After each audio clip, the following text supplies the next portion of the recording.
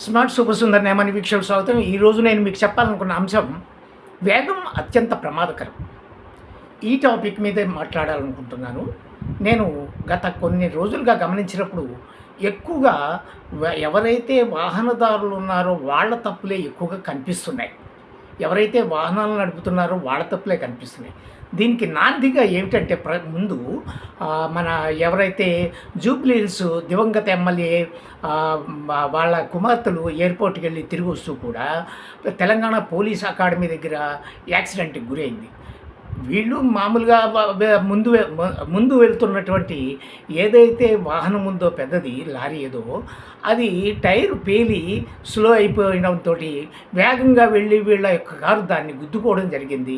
వారు గాయాలతో Fortuner car గాయాలతో మొత్తం మీద ఆసుపత్రిలో చేరి డ్రైవర్ నడుపుతున్నా కూడా అనమాట. అంటే మనం నడిపేటప్పుడు ముందు వాహనం యొక్క తీరును కూడా మనం గమనించుకోవాలి కదా. వాళ్ళ నుంచి ఏదన్నా ప్రమాదం రావచ్చు కదా, అప్పుడు మనం దాన్ని గుద్దుకునే అవకాశం ఉంటుంది కదా. ఈ రకంగా కూడా కొంత మనం దూరాన్ని మెయింటైన్ చేయడము, లేదా మనం వెనక ఖచ్చితంగా వెళ్లకుండా మనకేమన్నా ఓవర్టేక్ చేసేది దొరికితే ఓవర్టేక్ చేసి వెళ్ళిపోవడం చేయడం అనేటువంటిదో జరగాలన్నమాట.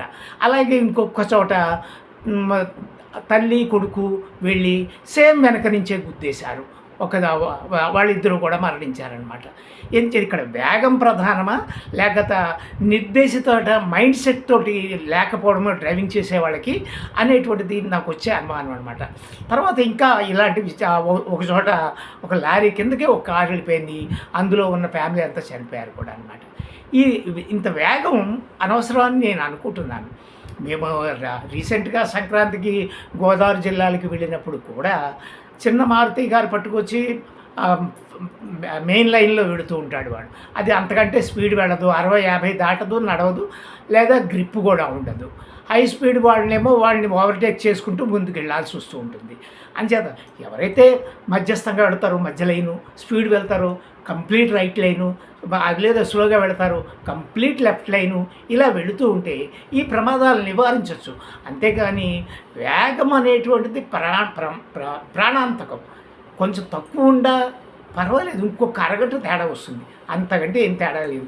విజయవాడ మామూలుగా 4 గంటలు, మంచి స్పీడ్లో 3.5 గంటలు, 3 గంటలు. కానీ ఆ వేగంలో మనకి ప్రమాదం కూడా ఉంటుంది, పొంచి ఉంటుంది. అది ఏ రకంగా పొంచి ఉంటుంది అన్నది కూడా చెప్పలేము. కాబట్టి అందరూ కొంత వేగాన్ని నియంత్రించి జాగ్రత్తగా ఉంటే మీ మీద ఆగిపడిన కుటుంబము, పిల్లలు అందరూ కూడా జాగ్రత్తగా ఉంటారు. ఇది ఖచ్చితంగా వాహనదారులు అందరూ గమనించాల్సిన అంశం. అది కారే కావచ్చు, ఒక లారీ కావచ్చు. అలాగే బస్సు దగ్ధం ఘటన మొన్న కూడా ఒకటి జరిగింది. ఎందుకు? స్టీరింగ్ రాడ్ పనిచేయటం లేదు. అది ఒకసారి బాగు చేసుకున్నాడు, అయినప్పటికీ కూడా అది మళ్ళీ ఒక టర్నింగ్ దగ్గర పట్టేసింది. వాడు దీన్ని తిరగక టిప్పర్ని గుద్దేసి చంపేశాడు. ఇవన్నీ చాలా ప్రమాదాలండి. తప్పకుండా మీరందరూ ఈ విషయంలో తప్పక జాగ్రత్తగా ఉండాలి. ఇదే నేను అనుకున్న అంశం.